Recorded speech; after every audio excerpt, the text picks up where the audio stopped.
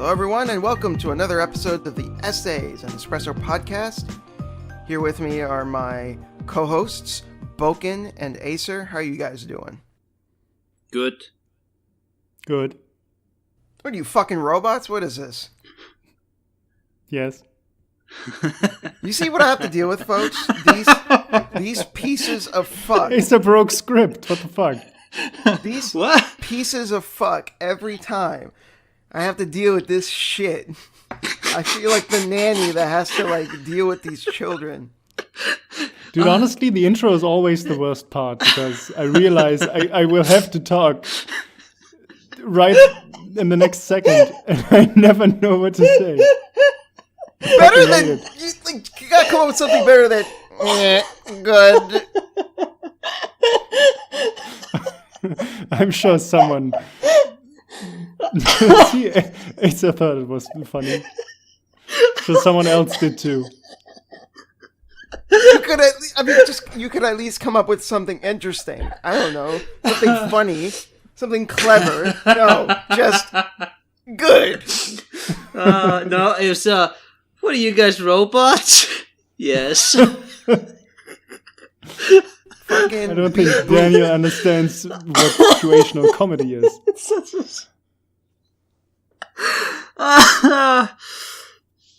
Okay, so the essay question for this episode is: do games need to innovate? But before that, Acer, how was your time before this episode? What have you been doing? What have you been up to? What have I been up to?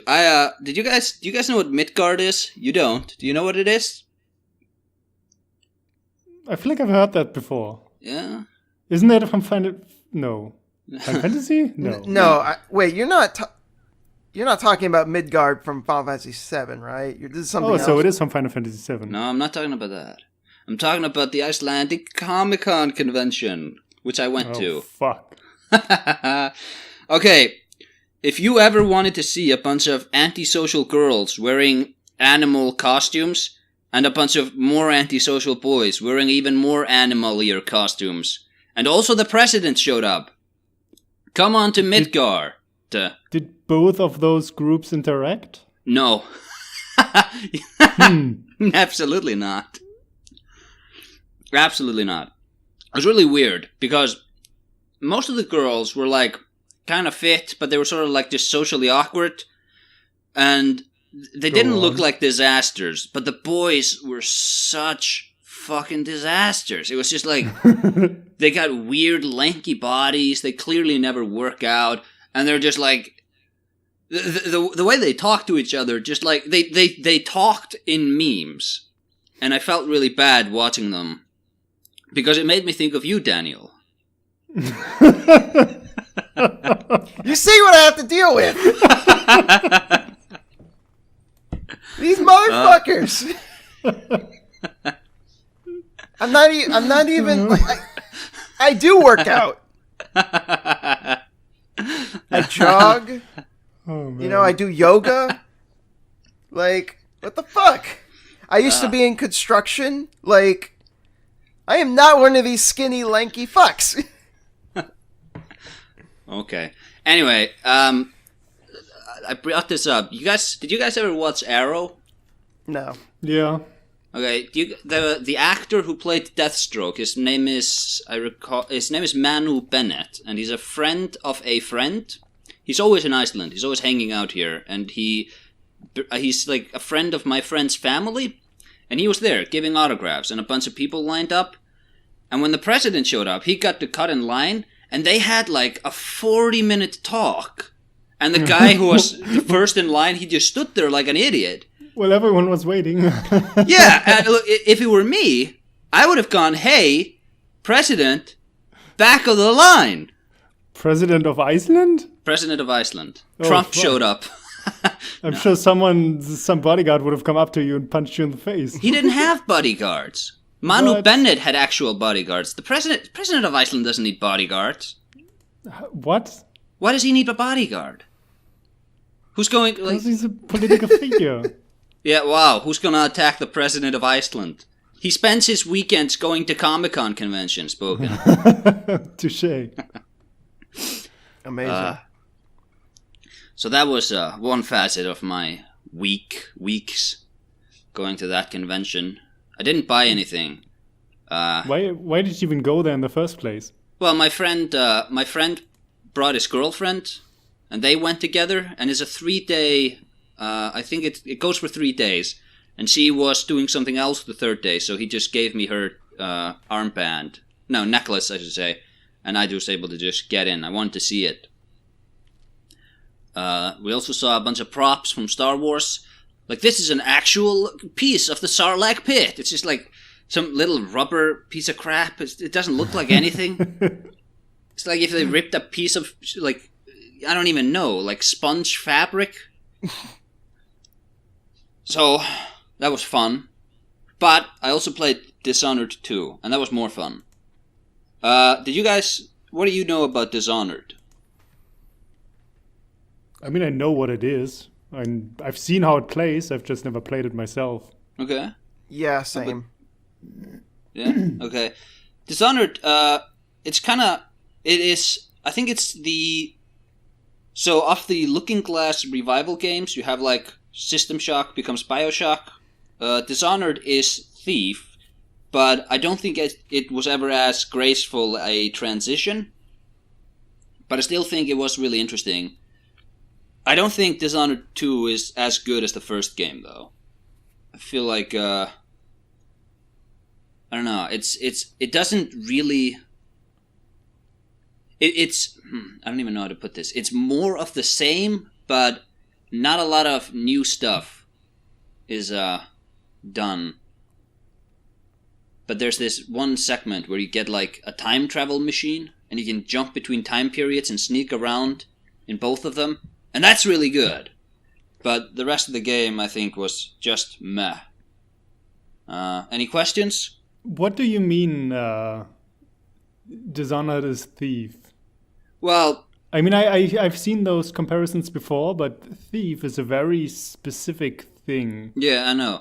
See, that I say it's not a very graceful transition, because it is actually, I think the creators said it is a spiritual sequel to Thief, but it, like, Bioshock maintains a lot of the old Shock series sort of core. Dishonored really doesn't do that for Thief. Yeah, based on what I've seen, like, in Thief, if you get into a fight, you might be able to take down, like, one guard, but, like, any more than that, and you'll probably get your ass handed to you. While I've seen footage of the Dishonored games, and, like, you could play those games like action games if you felt like it, and you'd be totally fine. You'd just be, like, shooting spells at people and just, like, ruining them, just, like, nothing. Yeah, I think you could probably build your character that way. I don't think fighting is as natural in Dishonored as maybe gameplay makes it look like, because it's very easy to just be swarmed and killed. But in Thief, if you were ever seen, that was sort of like... That was a genuine failure. You don't really recover from being seen in Thief. Not perfectly, anyway. But whereas in Dishonored, they went sort of the Batman route, where to make stealth interesting, they gave you all these cool tricks to do. You can warp between areas, you can inhabit animals and people, and you can walk with, like, ask them, you can stop time and all this stuff. And it just gets to a point where this doesn't need to be a stealth game anymore. But I think it's on sale. I think I got it for like $6 or something. So I would recommend it just for that time travel level, though, because that was actually kind of fun. Yeah, but that's kind of why I never played Dishonored, because it feels like it's not pure stealth. No, it's like not. They have to excuse that it's a stealth game by implementing another route that you can play. Yeah. And then that is the complaint I've seen from people who love Thief, like I do, that you have the choice between a lethal and a non-lethal playthrough. And one of them is like super awesome because you get to kill everything in sight and you have all these awesome powers. And then the other thing is just staying out of sight a bit better. You know, and I don't know. That's what bothers me. It's most stealth games nowadays. It's not about just pure stealth anymore. It's just do your own thing, find your own playstyle. You know, not just give me the playstyle you want me to play. Yeah. The one thing. So I didn't actually finish Dishonored 2. I think I'm 80 or 90% into the game. I have very little left to do, but I sort of dropped it because it didn't maintain my interest after the sort of honeymoon period. But one thing I really would have expected them to improve from the last game was that when you kill people, you create high chaos, and the more people you kill, the more chaotic things become, and that means more rats spawn, and more like the disease, it sort of spreads, and everything becomes shittier. Wait, why is it that your character doing this stuff makes life worse for everyone else? Because your character, if I remember correctly from the first game, your character there was touched by the outsider, who's like this. He's like a weird sort of trickster god of the region, whose shrines are carved in like whale bones, and that's really interesting. I love all the lore and everything having to do with the Dishonored games, but so when your character, he has a mystical aura or something. I don't know exactly how they excuse it, but there is like a curfew, if I remember correctly, in the first game, because there is this disease spreading, and when people die, the disease spreads more and something like that, and they're trying to maintain order. Anyway, I don't recall them really improving on this system in the second game, because they also have a really weird morality system, where in the first game you can deal with the targets by killing them, or you can deal with them non-lethally. And in the first game, it was sort of dressed up as a good versus bad choice, but there's like some aristocrat twins. This is my favorite example. Well, this is one of my favorite examples. There are these aristocrat twins whom you can just kill, or you can do some deal with some shady characters, and what they'll do is they'll kidnap them, and no, you kidnap them, bring them to these guys, they'll shave them, cut out their tongues, and force them to work in their own silver mines as slaves or something. And like that is not even remotely a good way to deal with this. That's pretty fucked up.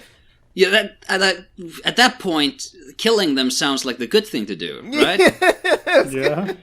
There's also this aristocrat woman who's like, she like, I think she was having sex with a bunch of the elite guys in the a lot of these elite evil guys, and the way to deal with her after you've gotten info from her is you can either kill her or you can knock her unconscious, and then you can bring her to her own basement in the middle of a party where a man will take her and she will never be heard from again. Like, he promises he's going to take good care of her. And it's like, this is really weird. Like, this isn't even remotely good or evil. And I thought it would be really interesting if the sequel actually embraced that, where you aren't making good choices in either case. But it didn't really do that, so that's just another... What did it do instead? Nothing? Just, it was kind of the same as the first one. So, okay, I see what you're saying. Yeah. If you want a really good Dishonored, I think they sell it as a standalone. There's a DLC from the first game, which was the Knife of Dunwall, I think it was called, where you play as Doubt, the sort of, the one of the bad guys in the first game, kinda. And that's really good. He's played by Michael Madsen from Reservoir Dogs. Oh, cool. Yeah, and it's genuinely good, that one. Because he's sort of... Your main character in Dishonored is Corvo, and Doubt, he's Corvo just 10 years later. Right? He's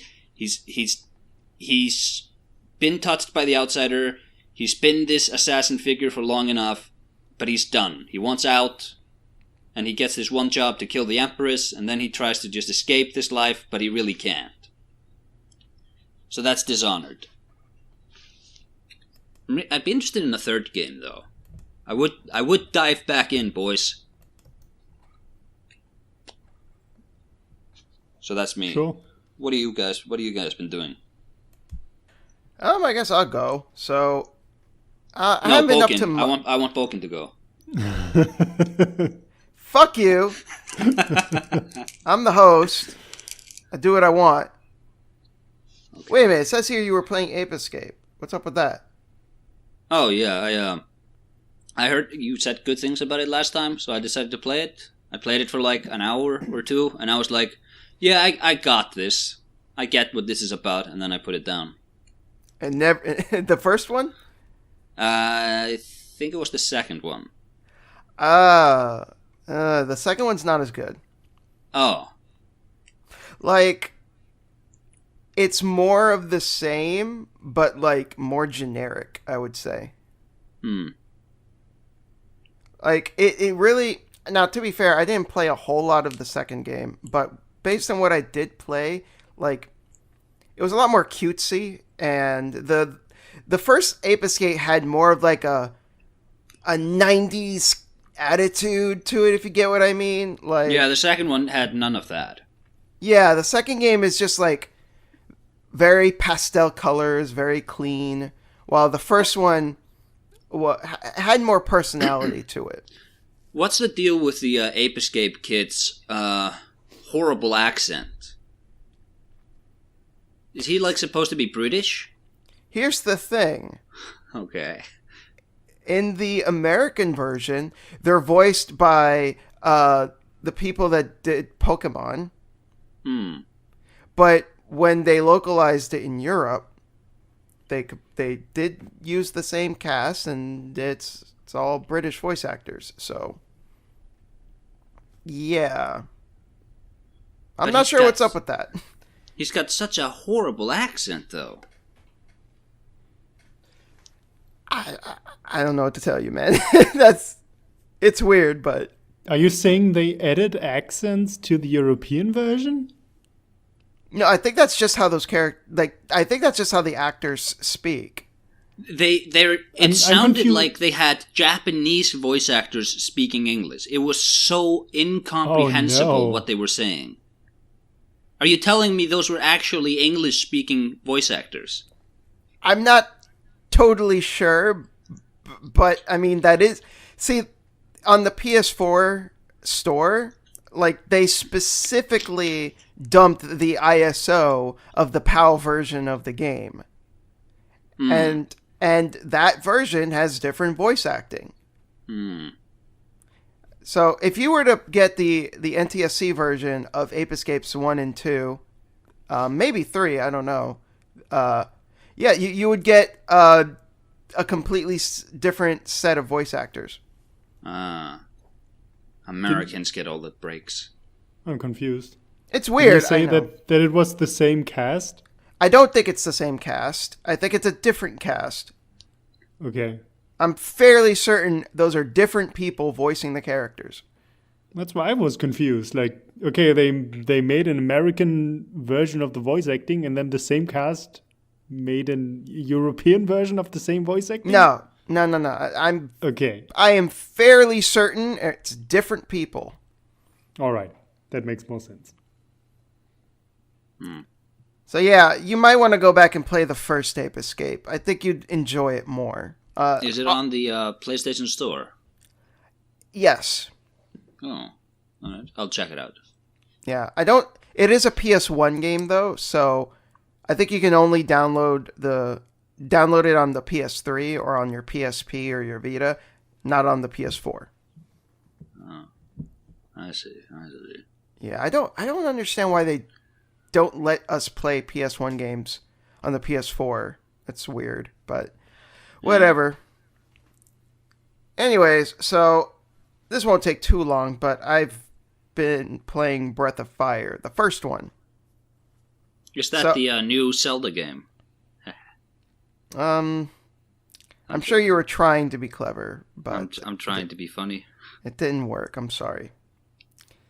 So, Breath of Fire is See, listeners, this is what I have to deal with. Yes.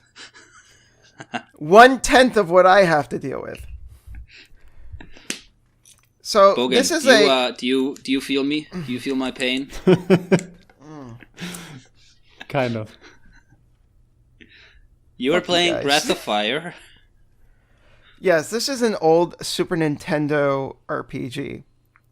Now that means role-playing game, Daniel.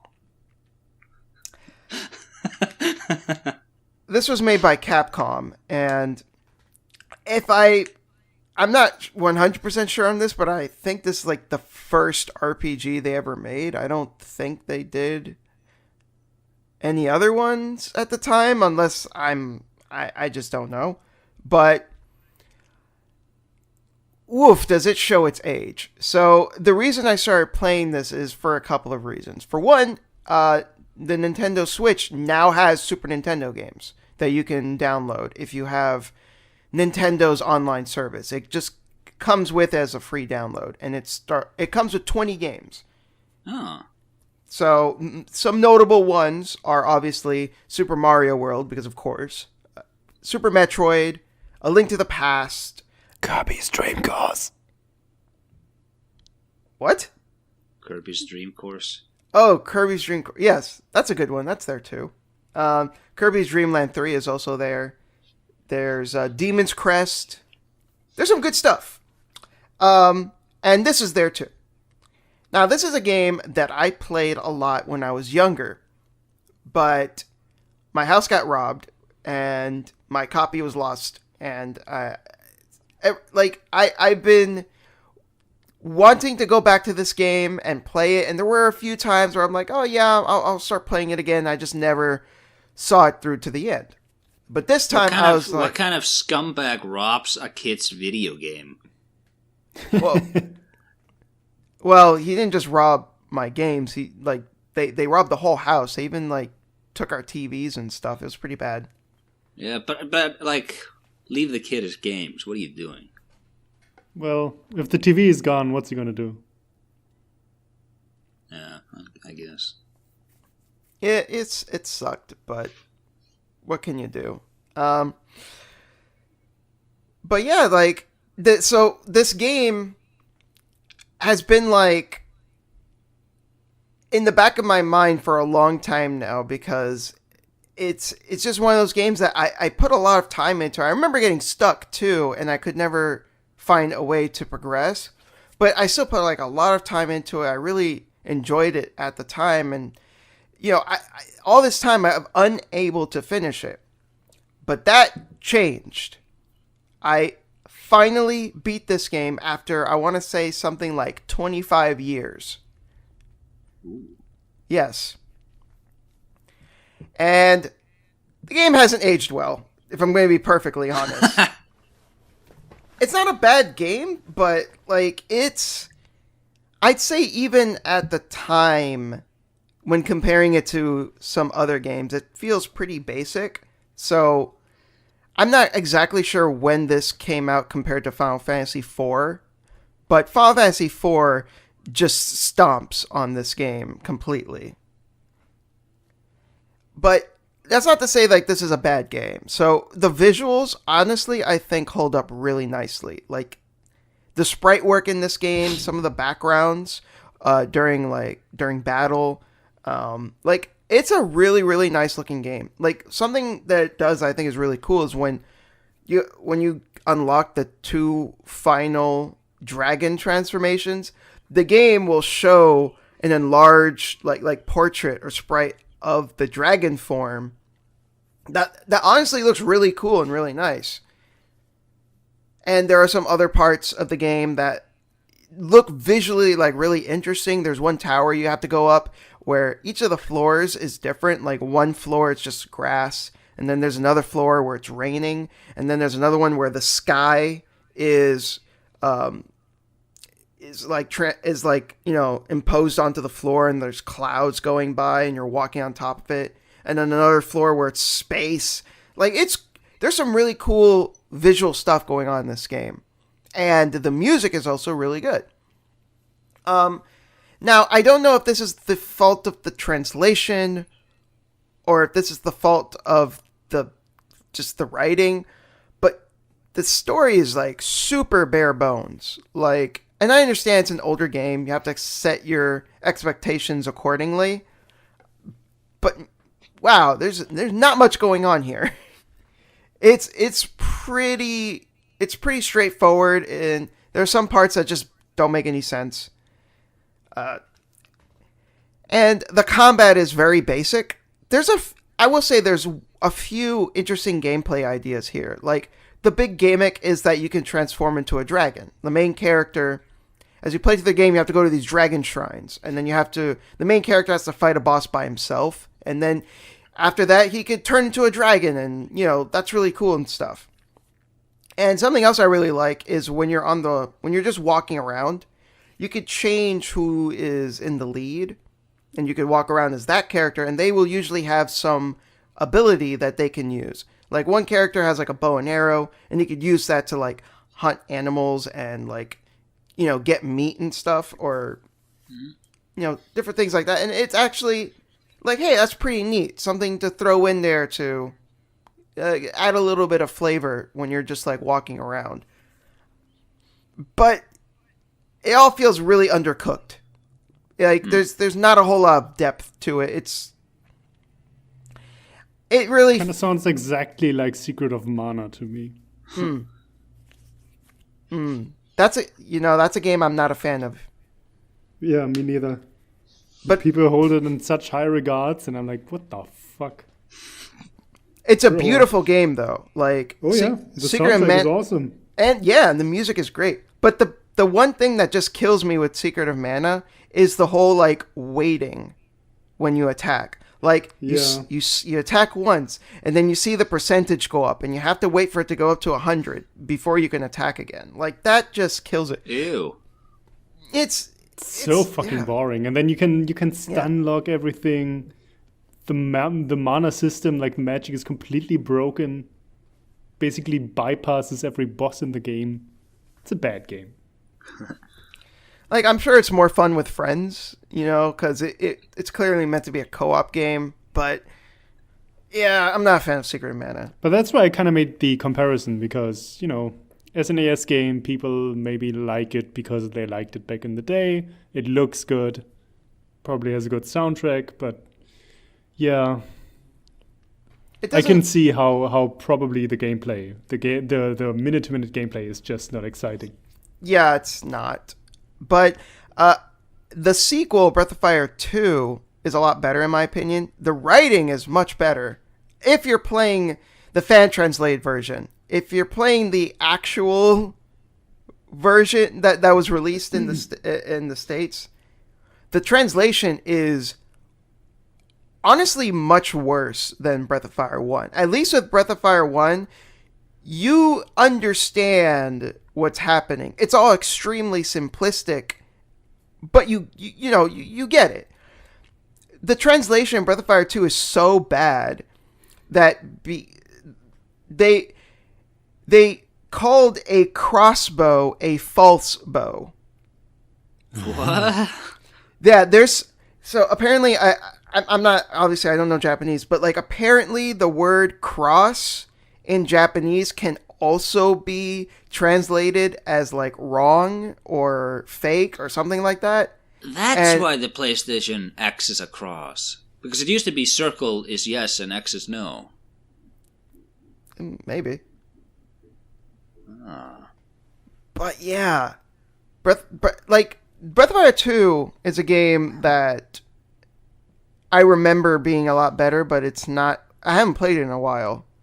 Breath of Fire 3 and 4 are much fresher in my memory. Those are great games. Like, those are really, really good. They're much more interesting from a writing standpoint, from a gameplay standpoint. Like, they completely stomp on this game. But at the same time, just for the sake of like, oh man, this game has been like in the back of my mind for like so long. Just the fact that I could put it to rest, feels good. How How many thumbs up do you give it?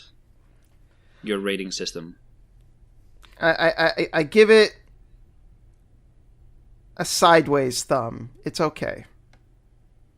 You have to give it either a thumbs up or a thumbs down. It's not a thumbs up or a thumbs down. It's not a terrible game and it's not a good game. It's just okay. Fine. Boken, what have you been up to? I have a question. Wait, I have a question. What's up? Why is the series called Breath of Fire? Because your main character is a dragon. What? Okay. Bogan. Does that kind of make sense? Bogan, you're gonna hate me for this. You literally breathe fire. I'm what? You're gonna hate me for this, Bogan. I'm gonna search this game. Listen. They hate it when I tap on my keyboard. I also looked for this game. Guess what? I did it on my fucking phone. Oh, my phone. My phone There's no typing sounds. Oh, look at this. I'm using my phone right now. Hey, guys. You don't hear anything. Hey, guys. This isn't nice. Oh, this is cool. The question I asked is I always, I never played the series, but whenever I saw that name, Breath of Fire seems like such an uneventful title to me. Breath of Fire is a basic JRPG attack to me.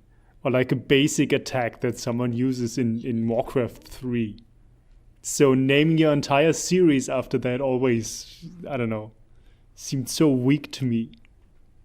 It kind of makes sense if you're alluding to dragons, I guess, but Yeah, the whole thing is that the main character is a dragon. I don't hate this. I'm looking at a lot of the drawings here. I don't hate this.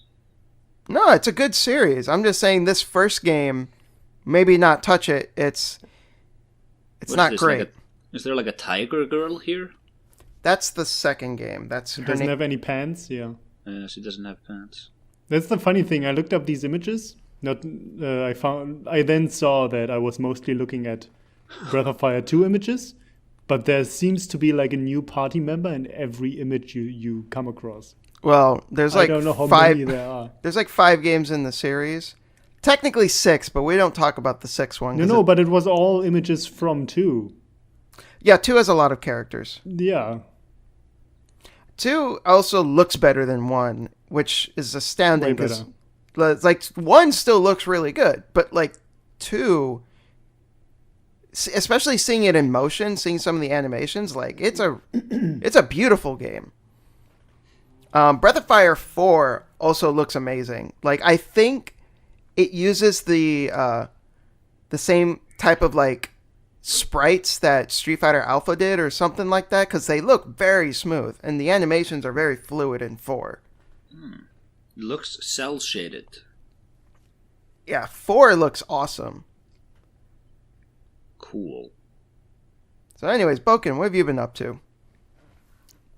So I went on a little project for myself. I don't know, I've probably mentioned this before, but I cannot, for the life of me, consume anything that's horror. Yes, you've mentioned. Yeah, because I am scared very easily, and I find it really painful to sit through. But the thing is, it's not really 100% true. And also, I really like horror. I like listening to people talk about horror. I like YouTube channels that dissect horror movies and talk about it. So I always feel like I'm missing out on that shit. And also some of the horror games I played, like Soma, for example, are fucking awesome. Soma's great. Yeah. I had to quit Soma halfway through and watch the rest as a Let's Play, but, well, as a non-commentary Let's Play, because that would have ruined it, but... you didn't have, like, some Swedish jackass screaming over the whole thing? Yeah. In this deep existential horror game of the human condition. That's exactly what I need. So yeah, but it's not really true that I can't stomach horror. What I can't stomach is jump scares. That's pretty much it. Yeah. I kind of like being creeped out. That's fine. I can stomach gore just fine, you know. Would you say I can watch Green Inferno. Yeah. Would you say Monster is a horror story? The show you're watching. I would say so. I wouldn't say so. No. Oh. It has some horror vibes, but it has horror elements here and there, but not overt. I'm not sure what Monster is yet. Amazing. It's probably gonna get more. It's probably gonna get more into horror when the vampires show up. For those that don't, you just cut out, but I'm gonna assume you said when vampires show up. I did. Yeah. For those that don't know, when I was researching the show, one of the genre tags was vampires, and Daniel was outraged. Because I thought I had seen a spoiler. Anyway, I interrupted you, Pukin. It's not a spoiler. I don't know why that tag was there. But yeah, also, so I like being creeped out. I like when things are, creepily standing in the background, stuff like that. I like when it's dark. I also don't mind gore effects. I can watch Green Inferno just fine. That doesn't faze me really. So it's just the jump scares. And a lot of horror movies now are just jump scares. And that's why I can't watch them. Right. They're like startle simulators. Yeah. And that makes me really uncomfortable. I'm not sure how I can... or why exactly only that. I don't know how other people, deal with that. How do you sit there knowing you're going to be fucking attacked in the next 10 seconds? Generally, you can sort of see that when there's a bunch of empty space in the frame, you can go, something's but I going to know appear it's coming from there. I know it's coming every time, but that doesn't make it better. Oh, for me, it's like, something's going to come, and then it comes, and then you're like, yep, I need it. I think for Boken, it's like, I know I'm going to be stabbed. That doesn't make the pain go away. Yeah, pretty much. And it's like, I understand that people hate jump scares. People who like good horror movies hate jump scares because they're cheap. And that's why I hate that they're so effective on me. Because, everyone can startle me. That's not great. Psychological horror is way harder to do. Or like cool imagery somewhere in the background. That's actually shit you have to set up properly. A jump scare is just, someone jumping at you from somewhere where you can't see it. Yeah. And it's even in good or bad horror movies, I can see the jump scare coming. It's just, it's really uncomfortable to sit through. Anyway, what I'm getting at is that I found a site that is called where'sthejump.com, which literally writes down all the jump scares in a horror movie and then tells you where they are. And I've been using that site to watch a bunch of horror movies that I otherwise wouldn't have seen. Oh, Balkan. What? Why? Why not? It actually helps me. You're overthinking this. What? What's your complaint? If it helps. No, I can't. I'm not even complaining. I just think it's funny. Where's the jump scare? Yeah, like this, it tells you major and minor jump scares. It gives the film a jump scare rating. It tells you at 42 minutes and 13 seconds, this character is gonna go down the stairs, and then as she turns around, there's a girl there standing. At 28 minutes, this character here is going to be sleeping in his bed, and from the corner of his eyes, he's going to see the demon slowly creep into his room. That's not a jump scare, though. No, that's not a jump scare. Except you could turn it into a jump scare if you just, make a loud orchestral noise. Yeah. That's how cheap they are. You just need to add a loud sound. I think I said this in a video once, but I like it when jump scares are... jump scares are great when they're in service of something, and usually that is to very quickly alter the stakes of the story. Like, you can have, all of a sudden, there's a demon chasing the characters because you just had a jump scare and that's enough to justify it. But a jump scare is not a payoff, I don't think. That's, and, a lot of people shit on Five Nights at Freddy's, and it's become like a big stupid thing. But in the beginning, I thought it was actually kind of neat because it used jump scares as like a punishment, and I thought that was interesting. I thought that was an interesting idea, right? Like because in other horror games, you would play through them, and like the jump scare was the reward for progressing, which I always thought was kind of weird. I think it actually made sense for Five Nights at Freddy's to turn that around and be like, no, if you messed up, you get the jump scare as your punishment. So I wish that could have been utilized more interestingly, but the series just kind of like went into really weird territory, but that's beside the point. Yeah, I could never play Five Nights at Freddy's. Because they have too deep lore. The lore is too deep. You have to play this Atari game and then glitch it out in order to find this obscure piece of lore that won't make sense until MatPat puts into like a 3-hour video. And then you gotta find the Golden Freddy and wait for 2 more sequels. It's ridiculous. God, I will stand by that first Five Nights at Freddy's game as being an interesting little thing. Yeah, it's like the first Slender game. It's like, oh yeah, that's something you can do. Well, the first Slender game is also just jump scares, right?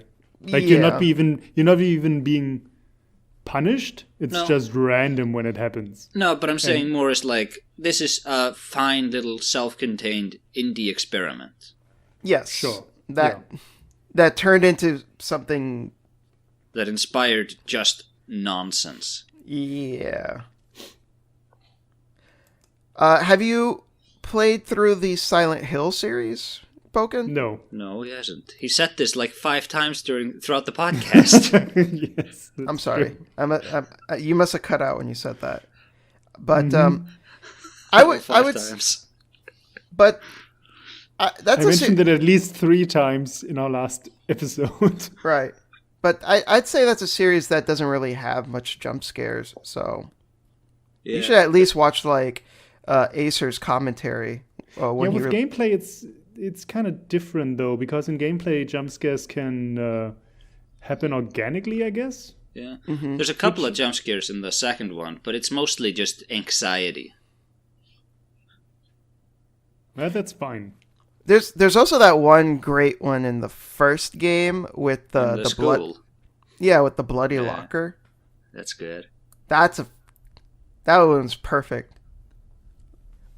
But all right, so you've also been playing Wait, hold on. Monster Hunter. Done. What? Because I wanted to say that the website Where's the Jump helped me to watch a bunch of horror movies now. Oh, okay. Not a bunch, but I'm starting to get into them now. I found a way where I can, sit through them. So I watched It Follows yesterday, and honestly, it had like 5 jump scares. One of them was a major jump scare, and that wasn't fucking scary at all. It wasn't even a loud noise or something. It was just a guy walking up from kind of the darkness, but it was still light enough that you can see him coming. I'm not sure why that was. Yeah, anyway. Kind of the darkness, just sort of darkness. You can see what they were doing. I didn't like the movie as much as people generally did. Have you guys seen it? No. It's a cheap movie. People have praised it for not looking cheap, but I have to disagree. It was, there wasn't a lot of lighting. It was really, bright mostly. So I didn't think it was that scary at all. And then people praised the makeup, but that jump scare in particular, it was, this tall, lanky man coming into the frame, and it just looked like a tall, lanky man with a white t-shirt and then bad face paint. Movie it wasn't bad. It was fine, but yeah. Isn't the problem with the movie that Reddit would have solved the problem? I think I heard that somewhere. Reddit would have solved the problem. Yeah, because they would have come together and created like an algorithm to because it chases. It's like the monster is like chases the last person who had sex, right? Yeah. Yeah, the Reddit would have come like, hey, there's this monster that's chasing me because of sex. Let's all create an algorithm together, so we can like send this monster just on an endless goose chase. What? Why algorithm? You just need to meet up with people and have sex. Yeah, but Reddit would have created an algorithm. They love to overcomplicate things. Oh, so the algorithm would like do a bunch of dice rolls and then tell you need to go over there. Go to meet Croatia. this person. You know, eventually, and I think I don't remember where I heard this, but I'm literally just stealing this joke. The solution to the It Follows problem is to give it to the apes. My nose is so stuffy. If that works. We don't know if that would work. Also, or have sex with an astronaut. Hey, getting off that for a second, I just remembered something. Have either of you seen unedited footage of a bear or This House Has People in It? No. No, what? No, okay. No. Didn't think so. So these are like short films made by Adult Swim. Oh. And they're really interesting. So they don't have jump scares, but they are unsettling and creepy. So I would say, Boken, I strongly recommend checking them out. Again, no jump scares. You don't have to worry about that. But they are like very bizarre, and they're very metaphorical. So there'll be a lot to like dig into and try and understand like what it is that they're trying to say. And they're very creepy and weird. So give them a shot. Okay. Have you ever seen The Exorcist, Bogan? No. That's a really good one. Have you ever seen Poltergeist? No. No, that's a shit one. Yeah, that's the movies I can watch now. So Because you maybe have a I'll guide. Yeah. And it really deflates the tension if I know when they're coming. I'm I not think, sure if it is that smart of a way to consume horror movies, but it's the only way I got right now. As long as it works for you, I mean, that's what Yeah. matters. I think, though, that with The Exorcist, I don't think you need that guide for The Exorcist. I don't think there's like a legitimate jump scare in that movie. It's more like a drama. See, I can take that risk. You can check out the jump scare factor online and then evaluate. Yeah. Okay, so I just went ahead and linked them in the chat. So, unedited footage of a bear is a little more gruesome, but it's pretty. I'd say it's pretty cool. It's pretty neat. But This House Has People in It is a little more subtly. How should I put this? Just pervasive, I guess you could say. It just presents things in such a mundane way, but then like something just really bizarre is happening, and that contrast creates something really unique, I think. Unedited footage of a bear is a little more like the tone and what it's doing aligns a little more neatly, but This House Has People in It, I think, is more out there, even though it presents itself as being a little more mundane by comparison. Really good stuff. I see. Where's the jump? Where's the jump evaluates The Exorcist as having 10 minor jump scares, no major ones. Fuck. And jump scare rating, an undeniably unsettling movie. However, it is largely free of significant jump scares. 1.5 stars. Yeah, the ratings are kind of weird though. Oh. As I said, the one in It Follows that was rated as a major jump scare, the only one that was a major jump scare, was not a jump scare at all. And then the minor ones were kind of where I know I would have freaked out if I didn't know they were coming. You watched The Shining a few weeks ago. Yeah, they didn't have jump scares. It had one jump scare. What, Yeah. with the axe? Yeah, with the axe. Well, I knew those scenes already. Oh, okay. And I'm not even sure if you mean the one where he hacks through the door or where he... No. I mean when he jumps from the pillar and attacks. Yeah, that's barely a jump scare. You can see him hiding behind the pillar. Yeah, okay. Or you have enough time. But that has realizing like he's a coming loud from noise and the music stings. No, not really. Maybe for back then it was that, but It's about as excessive as that movie gets. yeah, that movie was fine. That movie doesn't have a single trope in it of like conventional horror. Did we talk about this? I don't think so. Like it's not like it's set in an old hotel, but it's not like a creaky old cobwebby hotel. It's kind of just like it's nice, Normal. well maintained. Oh, but like there's a lot of blood in that elevator scene. That's not really a trope. The little girls in the hallway, that's not a trope. Yeah, that's more of a jump scare than the other ones, I would say. Yeah, and even then, it's sort of like you can see them as the camera just pans. But you can tell the way it is constructed that Yeah. it's very close to the boy, and as he's going around corners and all that, the camera is just following him in a way where it doesn't show a lot of the screen or a lot of the hallways. Do you guys think the sequel is going to be any good? Probably not. Probably not. The book was kinda there's a crap. really good video by Plague of Gripes where the video's about villains, but he talks about The Shining in it as if the hotel itself is a character as a villain, which I think is pretty interesting. I think I've talked about this before, but anyways, Boken, Monster Hunter, what's that all about? Yeah. Also, one more thing. I watched Suspiria, the old one and the new one. So the old one and the remake. The old one is kind of laughable and not scary at all, but the new one is fucking awesome. Is Not that Suspiria- scary either. Is that the one with the witch school? Yes, Yes. the dancing school. Yeah, I think the new one is better. It is by far. The old one is interesting and weird, but the new one is legitimately great. I haven't And seen the I old fucking one. loved it. I haven't seen the old one in a while. But from memory, it's kind of marred by movie conventions we've sort of abandoned, right? Like It's just marred they're both slow movies, but yeah. the new one feels like it's slow for a specific reason, whereas the old one is like, yeah, this is slow because this is from the 70s and this is what movies used to be like. Yeah, I guess.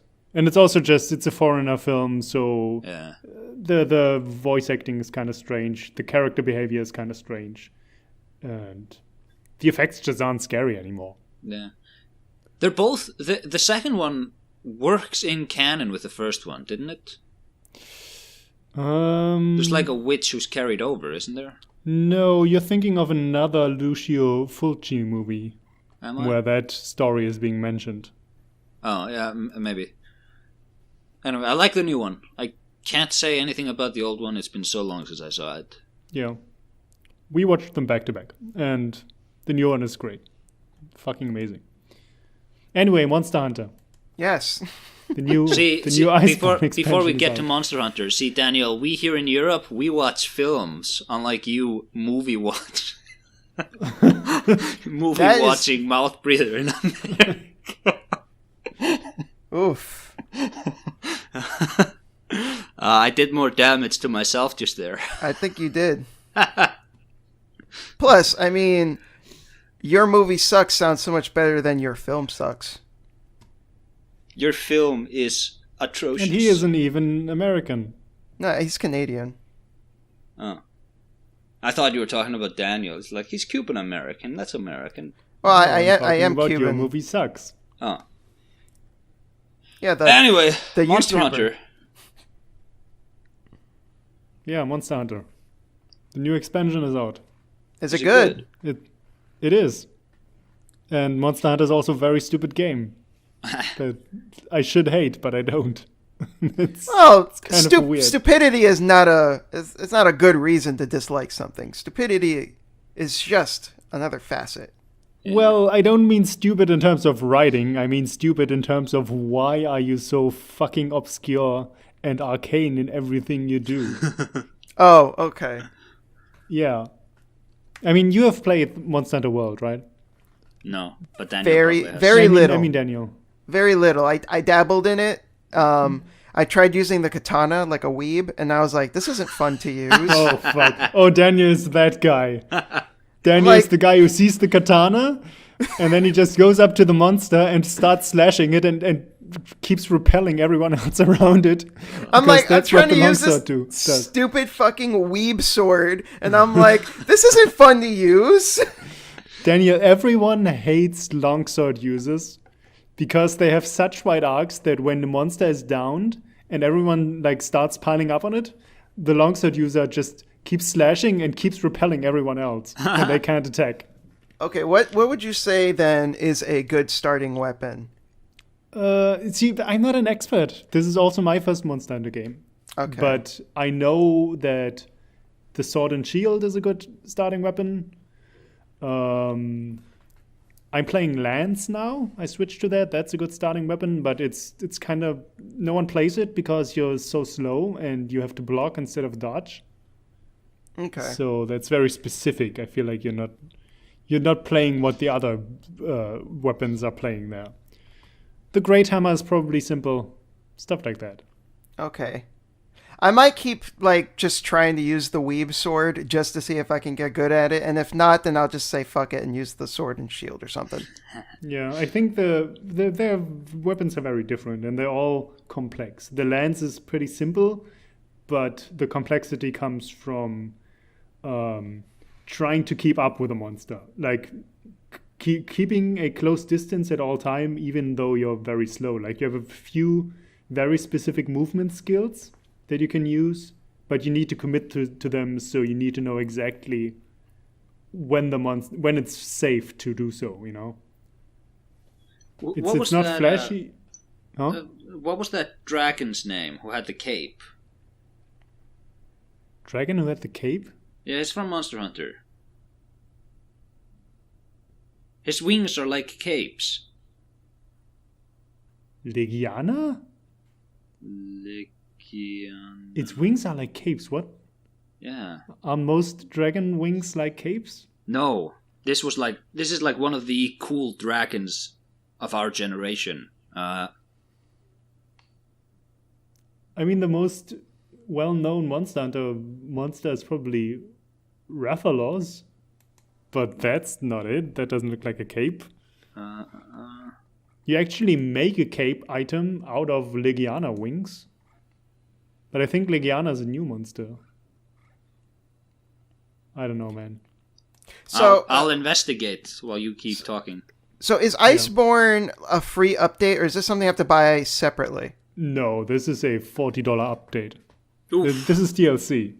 Okay. But it adds a lot of shit. So I think the price at least is justified. It adds a bunch of new monsters. It adds a new area to the 5 that are in the game. Is it 5? Yeah, it's 5. One area? Like, it better be huge. Well, Monster Hunter World areas are pretty huge, yeah. Okay.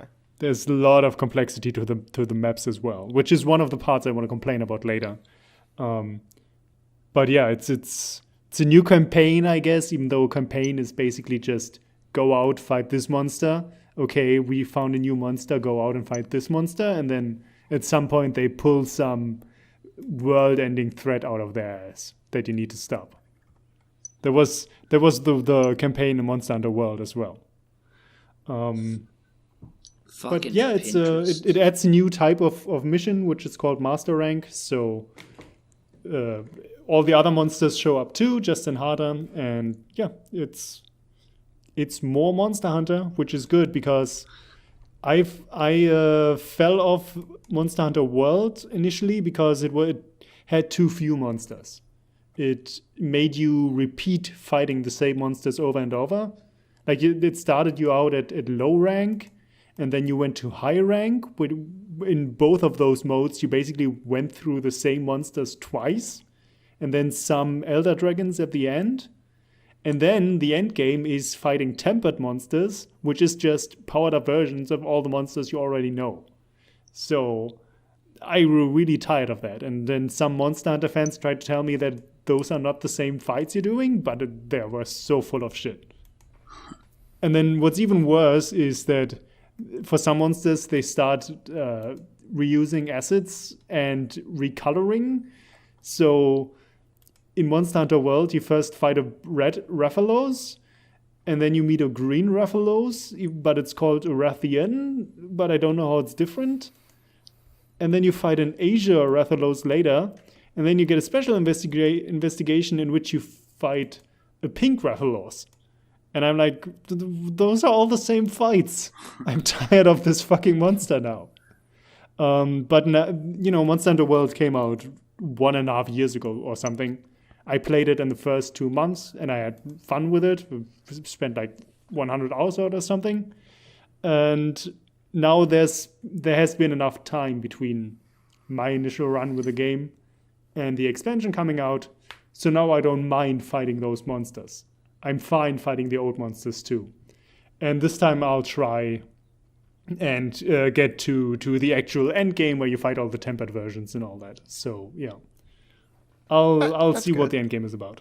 How different is the game now compared to when you first started playing it? Has the updates made a significant impact, or does it feel about the same? It feels about the same. They added one new function with the claw. I think you always have a claw with you that you can use. Like it's your slinger that you can shoot ammunition with. But they added one, and that also has a claw, and they added one function to the claw where you can wound the monster at a specific body part, and then for a while, people attacking that body part will do more damage.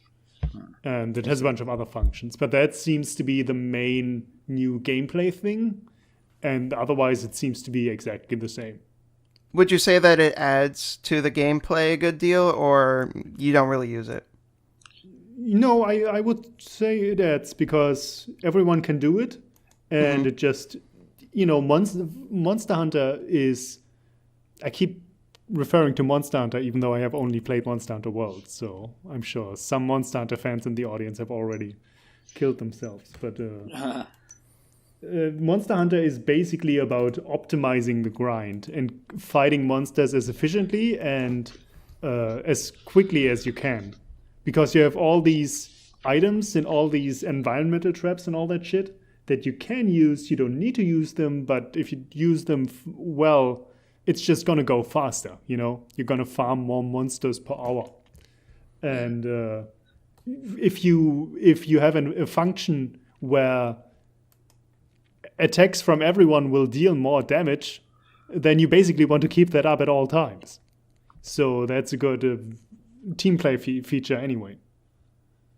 And so it can definitely not be useless. Okay, cool. The dragon's name was Gormagala, everyone. Okay, I don't know that one. That's not in World. Do you have anything else to add? Not in World. Well, I kind of wanted to talk. So you haven't really played the game, so I'm guessing you don't know what investigations are? No. A lot of the shit in Monster Hunter annoys me in World specifically because it doesn't explain shit to you.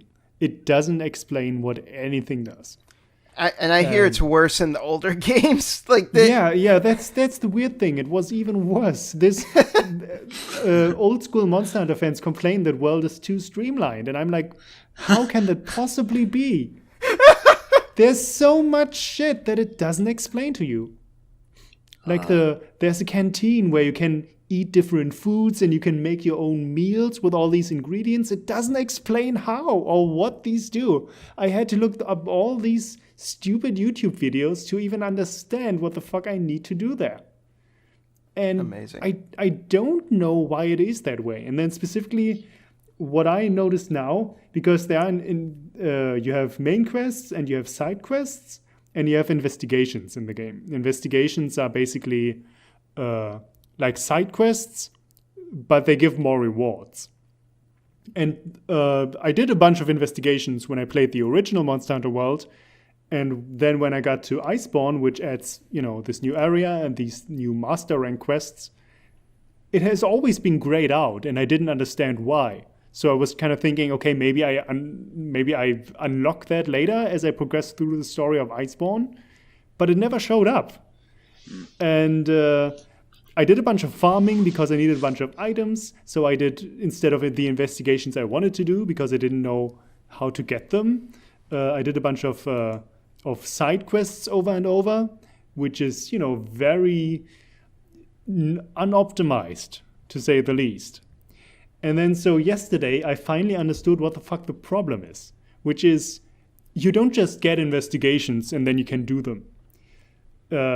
You get an investigation by finding tracks of monsters in the world, and then when you examine those tracks, you have a random chance of getting an investigation, which I knew, and as I did that throughout Iceborne, I saw the thing pop up where it says investigation added, but I never saw them in my quest menu. So what you then need to do is you need to go to this random fucking NPC, and he has a bunch of functions, but one of those functions is to show you all the investigations you have, and then you need to click on the investigations there, do a little check mark, and then the investigations you chose will be shown in your quest menu, somewhere completely else. Jesus. And I then remembered that I knew that back when I played Monster Hunter World, but I forgot about it. And I was so fucking furious because I had done these hours of grinding, unoptimized quests without extra rewards. Damn. And I was like, why does it need to be this way? This is so dumb. Why do I need to talk to a specific NPC and to do a bunch of check marks so I can see extra quests that I want to do? And fans are complaining that this is too optimized. This is too streamlined. Who are the fans of these games? Yeah, they're crazy people. Yeah, who spend thousands of hours farming these fucking games. Are they actually discovering these secrets themselves? Surely not. No, they all look up wikis and they talk on Discords, and they exchange these things on Reddits. Nerds. Okay, I don't know why, but this reminds me of Devil May Cry 4 fans who complain about how Devil May Cry 5 is lacking inertia and reversals and shit like that. That seemed so dumb to me. I legit remember one person said that Devil May Cry 5 is definitely a great game. It's one of the best games of the year. But Devil May Cry 4's combat is literally 1,000 times better. Because it has inertia? Because it has inertia and it has reversals. And I actually looked up what that is. And I was like, what? That's supposed to matter to you? What are you doing with your life? Because that allows them to guard fly. And if you can't guard fly... how can you be satisfied with yourself as a human being? See, but here's the worst thing about it. I have all these complaints, how Monster Hunter World explains nothing to you. But this is literally me when I play Path of Exile. And someone comes up to me and complains about all the weird, unexplained shit in that game. And you're like, a fucking noob. Yeah, and I'm sitting there, shut up. Shut up, this bitch. Video. Shut up, Go to bitch. The Path of Why Exile are you using the katana, fuck? nerd? Yeah. Go install I like the all weeb these... swords. Leave me alone. Here, go to these sites, install that third-party program, get Path of Building, get all that shit, and then you'll know what the fuck it is about. Go do some math, motherfucker.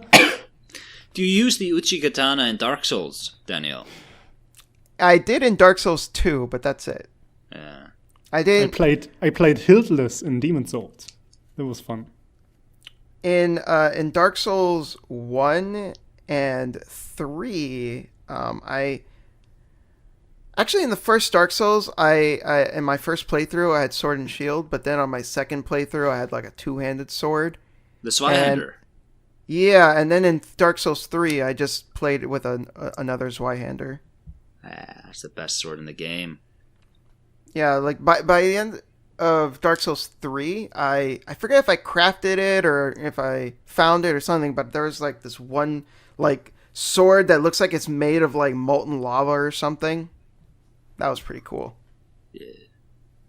The weep sword. Is that why you liked Sekiro so much? I barely touched Sekiro. No, I liked Sekiro. What am I saying? Yeah, you like Sekiro.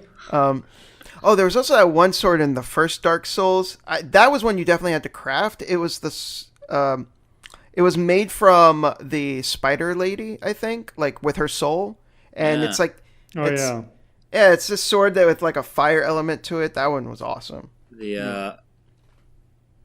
It looked like it was made from, what was it? Some kind of steel.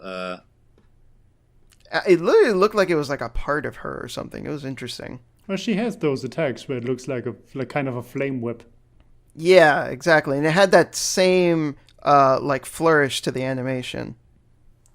But anyways, we're about to go into our essay topic, but beforehand, we're going to take a short break. We'll be back soon, everyone.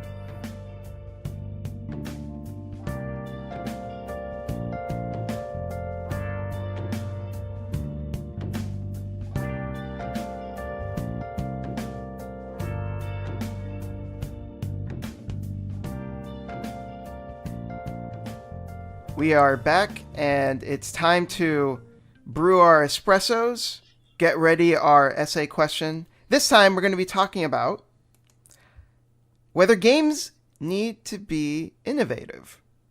So this was something that Boken wanted to talk about, so why don't you lead us off? So the reason I wanted to talk about it is because we had this discussion when it came to Bloodstained. That's the game. Yes. Which in my mind was a fine game, but I've already forgotten most about it because it was just like another Castlevania, which I guess was the point of it. Yeah, I would say so.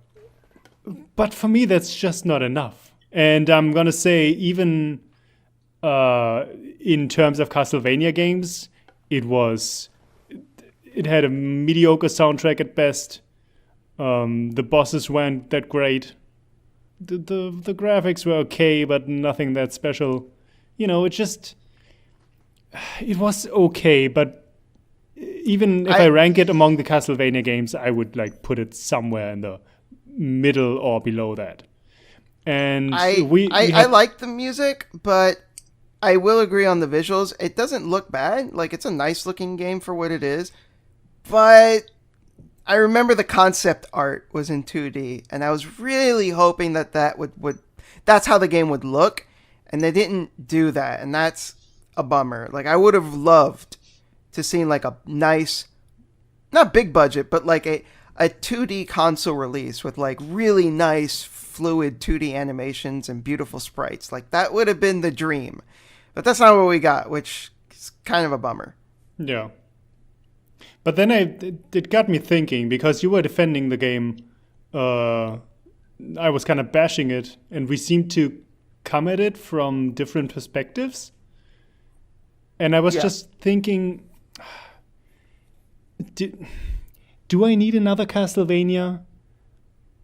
Or do I want to just, if I hear Castlevania, recapture the ones that I really love?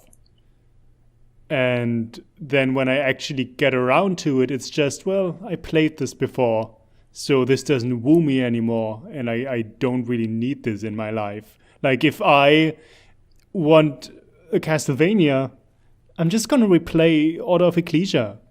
I'm just gonna replay fucking Circle of the Moon.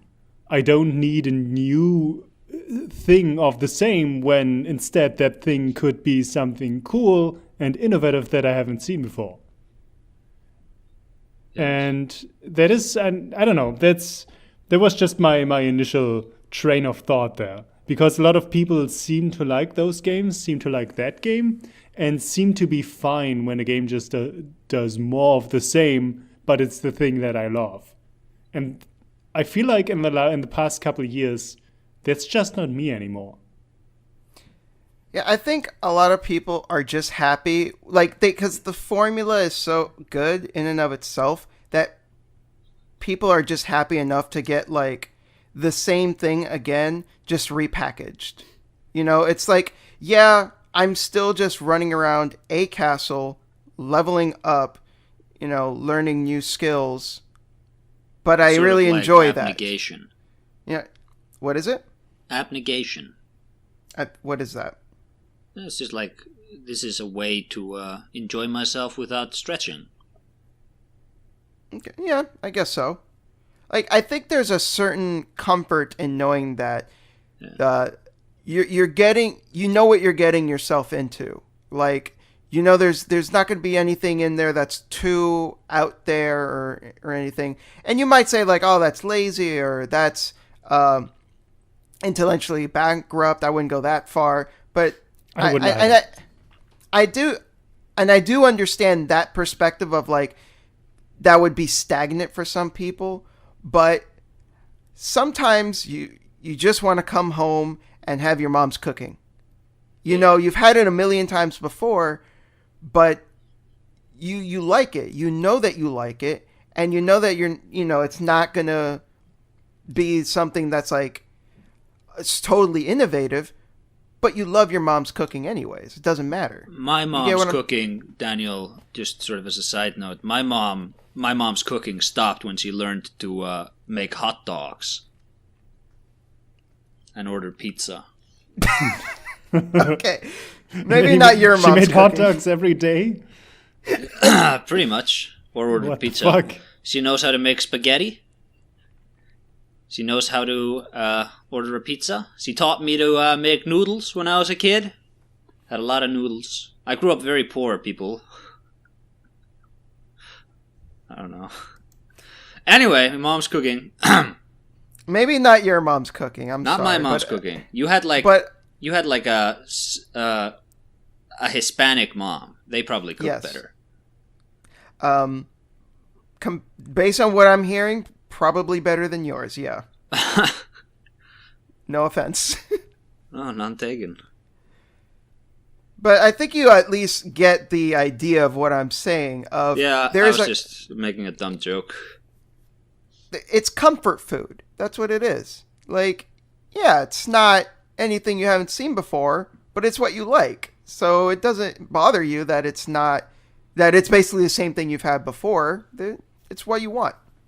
Yeah. See, but that bothers me from a bunch of perspectives. One is, especially for Castlevania, it is one of my favorite series, one of my favorite game series, but it's not like we are lacking Castlevania-like games, you know?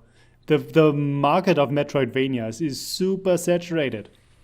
And I don't need another one. I just don't. I've played this thing enough now. If I want to play a Castlevania, it needs to be something that does something really well. For example, a Hollow Knight, or for example, a Ori's Blind Forest.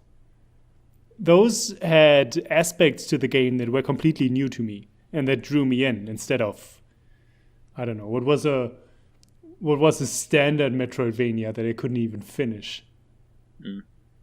Time Spinner? Yeah, I didn't play that, but yeah, I heard isn't that the game that tries to rip off Symphony of the Night?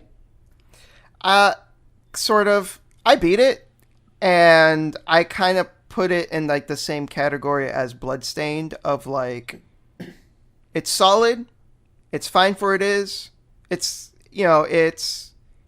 doesn't do anything too weird or out there. I'd say Bloodstained is better though by comparison. Time Spinner, it was fine. It was enjoyable enough. It was like Hollow Knight. It was good for what it was. I've never played Hollow Knight. I can tell it's Acer. Acer's trying to round me. No, up or something. I knew it. I knew exactly what Acer was doing. I'm not blind to. Well, I can tell. Maybe he didn't. Bullshit. Maybe he just didn't pay attention. No, I did. I'm not blind to his bullshit. Totally but, got you. Oh, you got me real good. Oh yeah, but yeah, Time Spinner was just, it was fine. Yeah. You know, You know, another way to look at this is that there are a lot of people who want pre-Symphony of the Night Castlevania to return. Yeah, I think that they should make it come back. I think it's kind of a shame that people have just latched onto Metroidvanias and kind of forgotten about the original like linear platformer Castlevania style. I think there's still room for like that genre to flourish, and it kind of just died. I feel like there are no linear platformers anymore. No. Right? Well,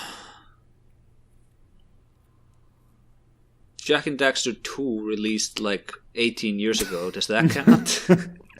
Didn't that have a shitty open world in it, though? Yes. Yeah, I did. It's that the GTA one? Yeah. That and number 3. But number 3 Why the fuck actually did you even bring it up? I'm sorry. No, but you know what? I'm not sorry, because that's actually a great way to continue this conversation. Do games need to be innovative? There has never been probably as radical a shift in direction for a game series as the jump from Jak 1 to Jak 2. Okay. Like, Jak 2 was an innovative step for that series. It used to be like... Because Jak 1 was sort of, let's do Crash Bandicoot again, but let's do it in a 3D environment. Like a real 3D environment with a camera and everything. And then Jak 2 comes and says, you know what? What we liked about this is all this stuff, but Jak is not amendable to different cultures in the way Crash Bandicoot or even Ratchet and Clank back in the day were. You can't Japanese him. You can't make him. You can't repackage him for different people. So what we're gonna do is we're gonna abandon most of the stuff we've established, and we're just going to sort of take this in a new direction, where it's a GTA-esque sort of sci-fi adventure game instead. It's still in canon with the first one, builds on it pretty well, I think, but Jak has one of the all-time great control schemes, Jak 1.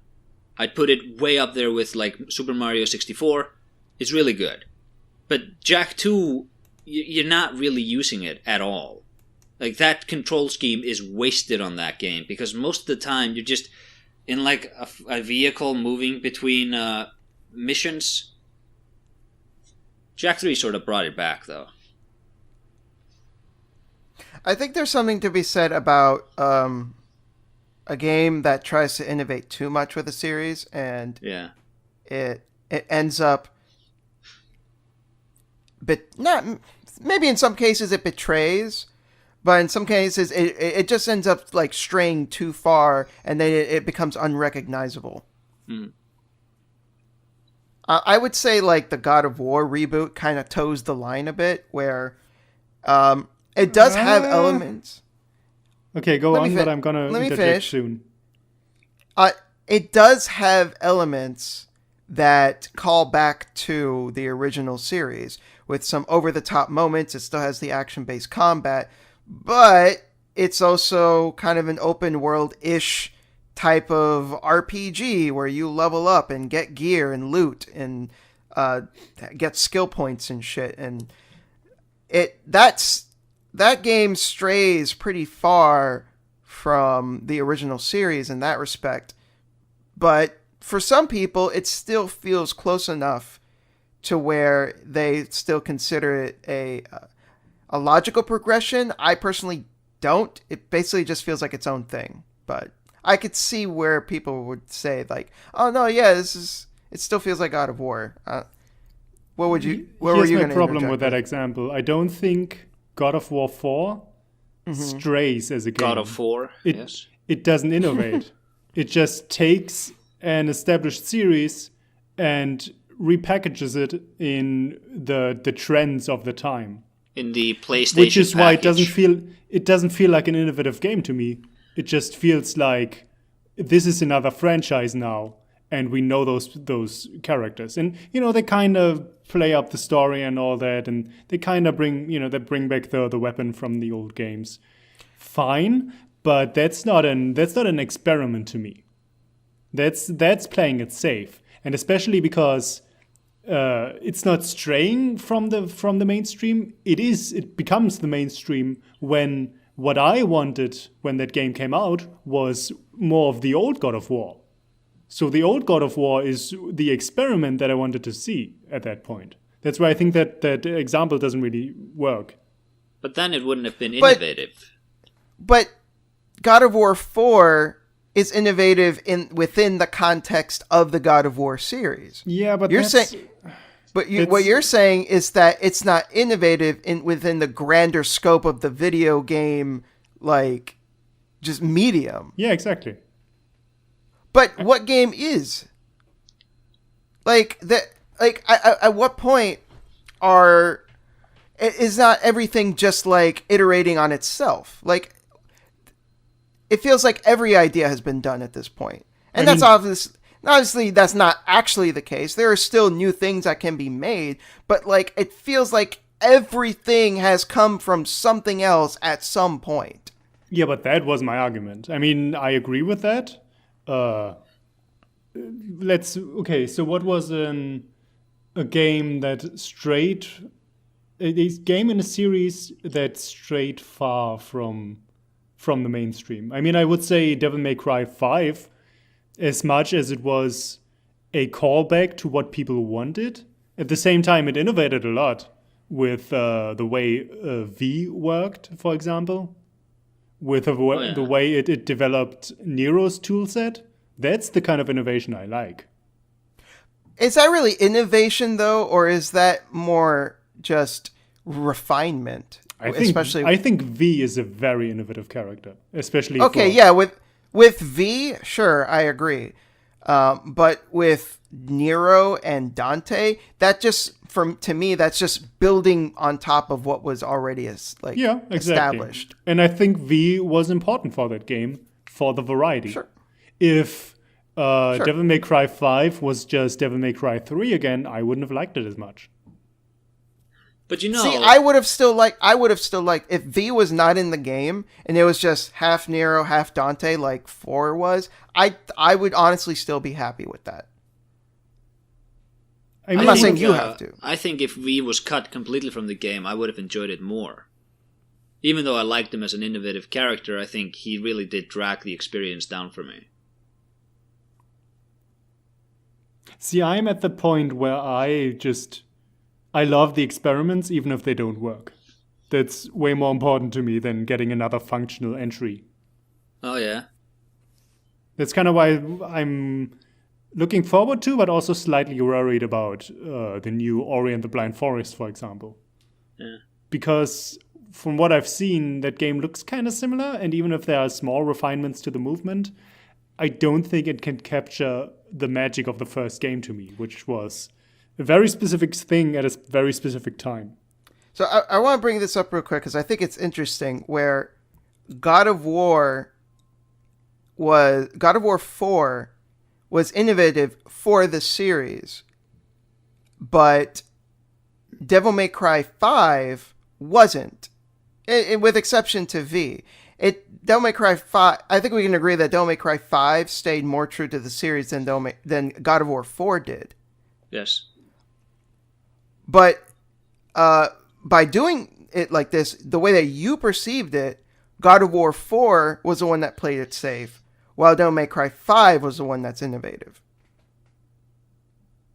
It depends on where you're coming from. If you're coming from the angle of what is a conventional video game, then Devil May Cry 5 would be the outlier, sure. But if you're coming at this from which is more true to its series, then 5 is definitely way more true to being a Devil May Cry game than God of War 4 is. That's when God of War game becomes the outlier instead. So I don't think that games need to be innovative. I like it when they are, though. And I think there's always room for innovation, even within like very safe sequels. Sure. I mean, I love the Tales series, for example, and a lot of the Tales games can feel very samey, but at the same time, because I'm so familiar with the series, I can pinpoint exactly where the games deviate and what parts are special and unique and what parts are improved and refined and maybe other parts where they regressed. And, I think that series is a perfect example of a series that, on one hand, a lot of the games in the series do play it kind of safe, where like a lot of them are like, I'm familiar with this, but then they also throw in elements where like, oh, this is new, very interesting or unique. And I think there's a place for that, and I also think it's kind of reductive to just look at something and be like, well, I've seen a lot of this before, so therefore the whole thing is just derivative. Where there could be, like, the devil's in the details, where like there could be certain aspects that are actually more unique or more interesting than you might assume, than if you had just looked at it as just another entry. Yeah. I mean, there could be. I need an example for that. Are there super innovative ideas in Bloodstained? That Kickstarter video was pretty innovative. The what? I mean, I really liked the Kickstarter beam. announcements. I really liked the beam that you get that reflects off of things, and then you can use that to teleport. I don't know if that's like super innovative, but like it was a pretty neat idea. That's a neat idea, but it didn't factor into combat at all from my experience. It was just another one of those get this item and then you unlock new areas type of items. That could be anything else. I think it did allow for more interesting like exploration. But it had very specific uses where you see those mirrors. But you could also use it to get up to higher locations as well. Yeah, like without the mirrors. That's true, but that seemed that could be any other item. That could be a triple jump you get. It was one of those specific Metroidvania style items that you get that unlocks more areas. I wouldn't call that innovation. I already said that it wasn't like the most innovative thing ever, but I was just throwing out there like it's a neat idea that's in the game that I think was executed, fairly well. I think a good example of innovation while also staying true to the series would be Pillars of Eternity 2, which I'm sure you guys haven't played. But no. I haven't even played the first one yet. Yeah. The first one was good. The first one was good, and it had, if you remember, this weird mini game of your own castle that you could build up and all that I never used because it seemed like such a waste of time. And when I'm playing an RPG in a vast new world, what I'm not gonna do is settle down at the fucking castle and get a bunch of extra shit that I don't need. I loved that part. It sort of makes sense that when your character is making a name in the world, that he would also sort of establish his own domain. Yeah, but you're mostly underway. You're not staying there because that's not where you progress the story. True. I would have liked the sequel maybe make that more central to the story. That's exactly what I'm getting at. In the second game, your castle becomes your ship because that game plays in an archipelago of basically Caribbean islands. And so you're basically taking the castle, and one of my main complaints was that it's stationary in a game where you don't want to stay stationary. And so now you're taking your ship, and it actually makes sense for you to upgrade your ship and make it your mainstay because that's how you get from island to island. On the way there, you get into ship combat, all that stuff. That really took this idea from the first game and gave it a new spin.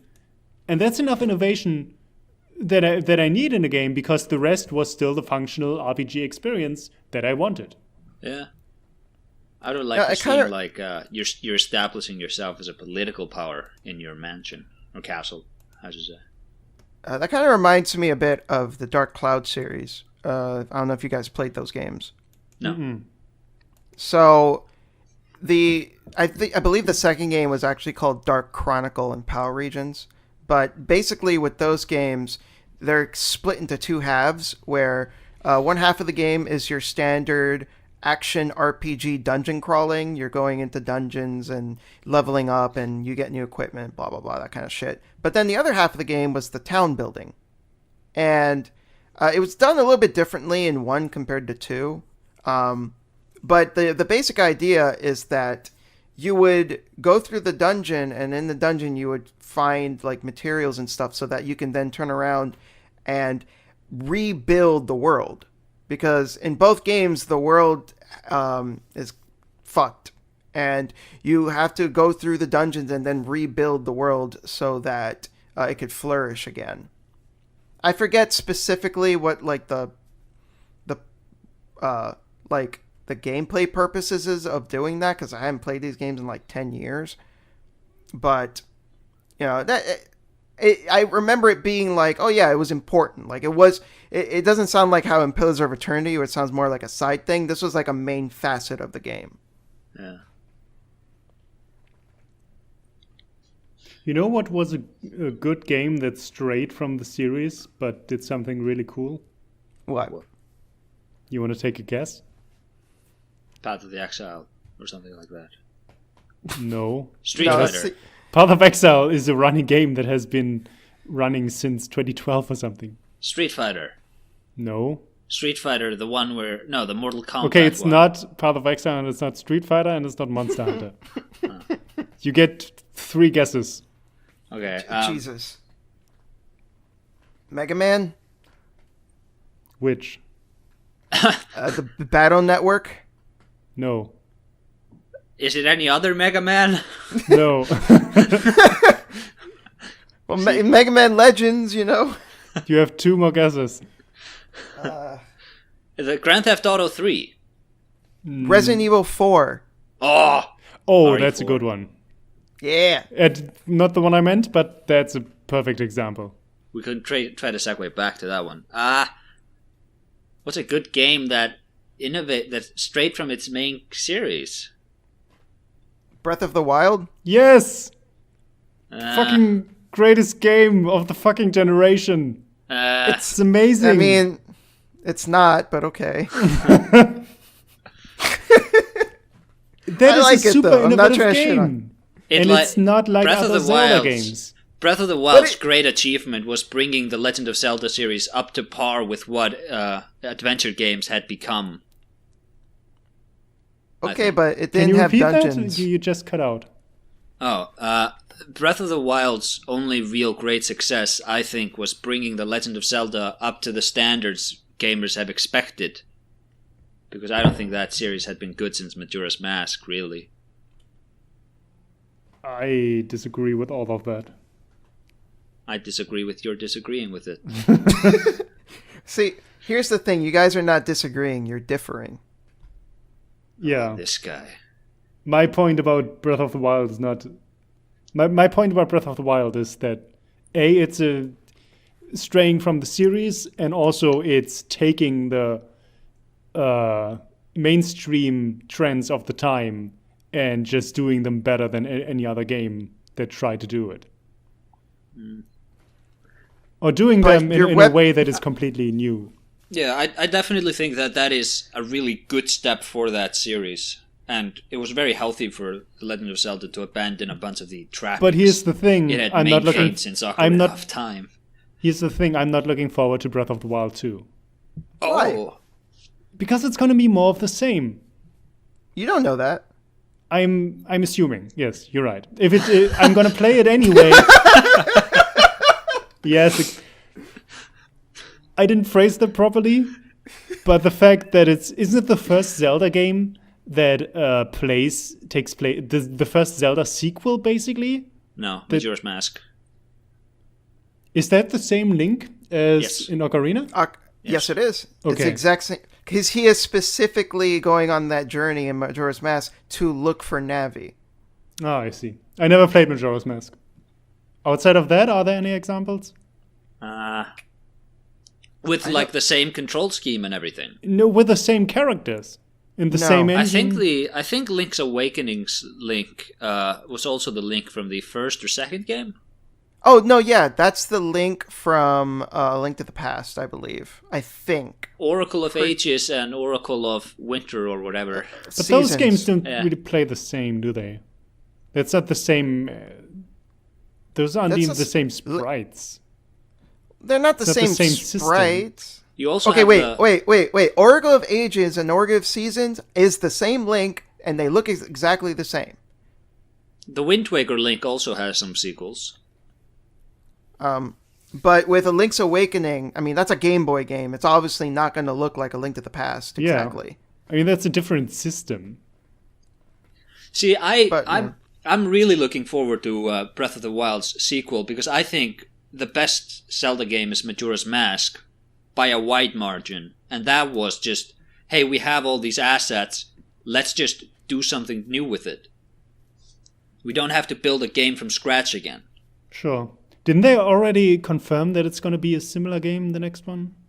I think so. I don't- Was that just I don't know. headcanon for most people? Didn't it come into being because they had so many DLC ideas that they decided to just make a That's sequel? not a good not sign. I'm not sure. All we know is that they're making it. That's really all we actually know. Okay. I'm looking forward to it because while I enjoyed Breath of the Wild, it's one of those games that the more distance I get from it, the more I'm like, yeah, it was nice, it was cool, it was different, but at the same time, it felt like there was so much wasted potential. Like there's so much more that could have been done with that game. And I feel like Breath of the Wild 2 is an opportunity to actually see that potential fulfilled. See, I don't agree with that because I think the core gameplay loop is pretty much perfect, and there's a lot of rough edges. I think I don't see a lot of room to improve. I see a lot of room to refine, and that's exactly what I don't want. So I shouldn't have been the crappy saying, puzzle shrines, remove the towers you have to climb through, yeah, great, remove stuff. That's gonna Yeah. be fun. put something. How about- better I want to instead. play a about- game that removes stuff from the thing I love.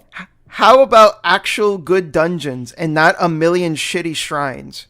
But then it's gonna be the same gameplay loop, but with a bunch of puzzles. You don't know that. I know. I shouldn't have. Let me put it this way. I know I shouldn't be saying it's going to be the same thing because I don't know that. I'm just very worried about it. Yeah, Because I don't need refinement. I want and the way Breath of the Wild worked compared to most other open world games was so impressive to me that it's not going to do that same thing again. It's not going Yeah. to achieve that same thing again. But They I don't basically, think yeah. it doesn't have to, though. I think that there is something, like I was talking about Dishonored earlier. I enjoyed my time with Dishonored 2. It was Dishonored 1 again, but with some changes. Like, it wasn't like massively innovative, but it was fun enough. I don't see why it doesn't need to. It doesn't need to be like a massive step every time. Sometimes it's just fine. Like Daniel said earlier, you want to go home to your mom's cooking. Do you want to do Breath of the Wild again? Do you want to put 20, 30 hours into exploring a new land with new dungeons and all that? Here you Yeah, go. I don't. But that's me. I mean, that's really me. Yeah. You said a game doesn't have to be innovative. Of course, games don't have to do anything. I mean, fucking FIFA sells like hotcakes every year. Are you telling me FIFA is not innovative? You know they have to change the jerseys every time? I'm sure there's some gameplay innovation around Did you the know edges. they were... I think the last FIFA game to release on the PlayStation 2 released in like 2014, I want to say? No, fuck. Yeah. Yeah. Looking at a better example, I mean, we were talking about Link's Awakening before. That just got a remake, and people are generally pretty happy with it, even though it's just the same game with like a facelift. Okay, I haven't played that game in 25 years probably, so that's You not guys- you retreading guys are stuff. You guys are so much older than me. Link's Awakening was one of my first games. I'm just saying that like that's literally the same game again. Just it looks nicer now, and I'm sure there's other quality of life improvements, and people are perfectly content with that, and they're willing to shell out, myself included. I'm not shitting on anyone. I have my copy right there. I have it too. You know, I haven't started it yet, but I'm looking forward to it because it's a game I haven't played in 25 years. So it's not like that is established trends just being thrown at me again. And aside from that, the art style is genuinely innovative, in my opinion. That is something I haven't really seen before. Yeah, sure, okay, nice. I'll grant you that like the art style, like the toy aesthetic is innovative. But other than that, I don't think there's going to be anything else in the remake that's basically, at least based on what I've heard, that's innovative. Like it's Link's Awakening again. You know, if we massage the question a bit, can we ask, do you need a game to be innovative? Like, can you really dip back into the same game again with a different, like in a different map? Or do you always need something different? I mean, it's funny because I've been playing Street Fighter and Path of Exile for each 1,500 hours or something. That's literally playing the same game over and over and over. But it's specifically that, and me just having growing up and having less time, that I just don't want to play non-innovative games anymore. I don't need. I have my 2-3 comfort zones, even though they're not really comfort zones because they're really complex, enraging games. But I just, when I want to play something, I want to see something cool. I don't need something that I've seen before because it's cozy. Yeah. I just don't need it. I noticed that more and more that there are no more game series, long-running series that I look forward to. That's not true. Surely. We can find one. You're looking forward to the new Star Wars game. You said so. No, I'm gonna play it, but I'm not looking forward to it. Oh my! Everything they looking said forward about to it. to be honest. What? I am. I think that's going to be a good game. When they said it's going to be like Dark Souls, I immediately shut off. Did they say that? Yeah, they kind of compared it to that because we need an open world. You know, to answer the question, Dark Souls though, is like the worst idea of an open world. Well, it's not. We need it to be not linear, and then you have like kind of bonfires where enemies respawn and all that shit. And I'm already tired of it. I doubt the Star Wars game will be like that. They said that respawning enemies at save points. Chris Avalone would not betray us like that. He's a good friend of mine. They did? Know. I'm pretty sure they did. I might be wrong, but I'm kind of sure. Okay, I mean, that doesn't bother me. Okay. And but here's the thing, though. To answer the question, like, I think for the most part, I am fine with like the same thing again, just like a little, just repackaged. But like, I think even I have my limits because I absolutely adore the Yakuza series, but I was disappointed in Judgment just a little bit because it felt like yet another Yakuza game. And I think that's might be a little bit different because there was more of an expectation for the game to be different because it's a spinoff, and they were, saying that like, oh, it's it's like a noir detective story now. And yeah, the story is very different compared to Yakuza games, but the gameplay is more of the same. And I like that gameplay, and it's not bad. And I did enjoy the game. But I'm actually really happy that the new Yakuza game is going to be turn-based. And even if that turn-based combat is very similar to other turn-based combat that I've seen in the genre, I'm happy just to see the series itself get injected with some new blood in it, because I think it's really interesting and unique to see them try to do something so different with the series. Yeah. And I think for me that's good enough as well. Even if I've seen it before, if I see things that are like repackaged in a way that's unique in and of itself for doing that, then that works. I just I've for the last 10 minutes my mind has been looping that scene from The Simpsons. It's the new Malibu Stacy. She's exactly the same as the last one, but she has a new hat. But but she has a new hat. And then everybody buys her because of the new hat. But and I want to go back real quick to the Tales series as well, because that's a series that, like, I feel like if you look at the very first entry, Tales of Phantasia, back on the Super Nintendo, and you look at Tales of Arise, which is the new one that's coming out, they don't even look like it's the same series anymore. Obviously, there's been so much that has changed throughout the years. So, and I think, even though like a lot of the core of the series has remained mostly consistent throughout the years, I think there is also some excitement to be had of like, well, yeah, it's a new entry. A lot of it is going to be the same, but there are going to be changes and there is going to be differences, and there is some excitement to be had in like seeing what the new entry has to offer, even if a lot of the core is the same, just to see how the formula can be shifted and molded to accommodate like new ideas. Yeah, I mean, sure. You can do refinements. Sometimes refinements for me are enough that it reaches a level of what I would qualify as innovative.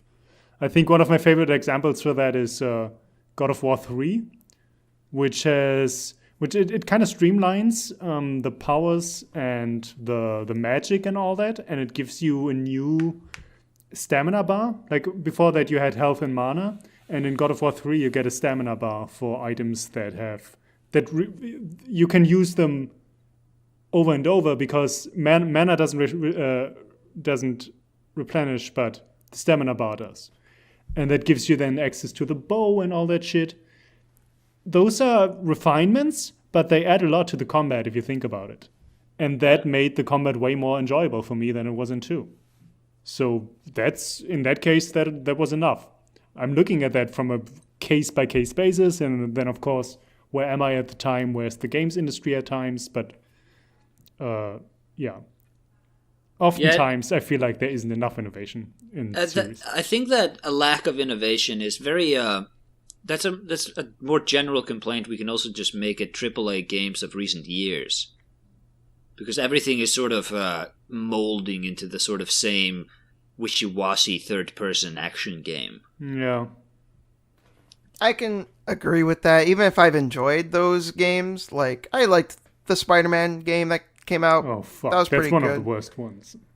Fuck off. It was fun. But that is the quintessential it's fine game.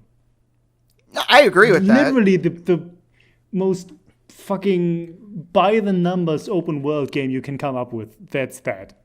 With a fairly okay story. I'd say the story was a little better than just okay. It was a pretty solid story. Yeah, it's problems, but, you know... It's a solid story, but I played through the game. But it was so nothing. All of those missions were nothing. There was a lot of fluff. I'm not going to deny that. I'm just saying, again... And then it sells like sometimes crazy. Sometimes that's enough. Yeah. Yeah. Spider-Man is the kind of game I just don't have time for anymore. Because you know what to expect.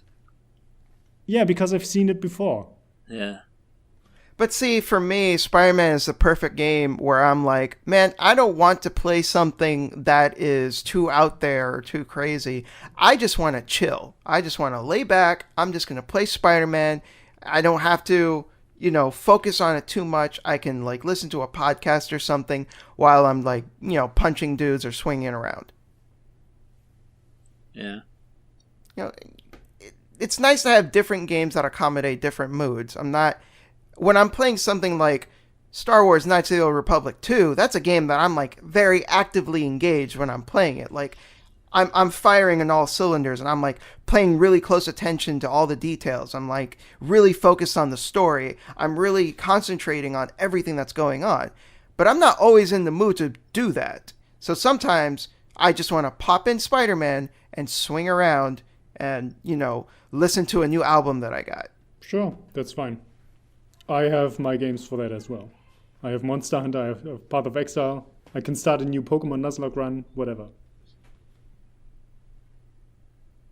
But I didn't pay for those games. I already have them. I mean, you Yeah, didn't pay for Path Pokemon- of Exile.